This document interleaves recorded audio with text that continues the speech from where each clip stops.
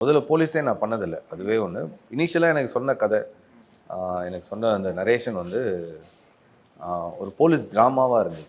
ரொம்ப இன்வெஸ்டிகேஷன், த்ரில்லர்ன்னு இல்லாம, நான் அப்பதான் அந்த நெறைய மலையாள படத்துல எனக்கு ரொம்ப பிடிக்கும். இந்த மாரியான வாரம் வாரம் ஒரு 2 போலீஸ் கதை வரும் இல்லையா மலையாளத்துல.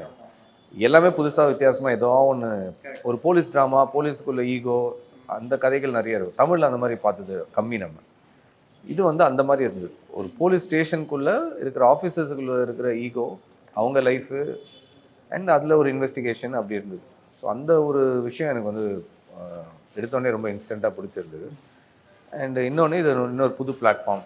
நமக்கு ஒரு புது அ அறிமுகம். அதுவும் இன்னொரு பெரிய இன்ஸ்பிரேஷன். அப்புறம் டீம் வந்து ரொம்ப யங் டீமா இருந்தாங்க. ஆரம்பத்தில அ ஒரு யங் டீம் இருந்தாங்க. எல்லாருமே ஃப்ரெஷ் டேலண்ட்ஸா இருந்தாங்க.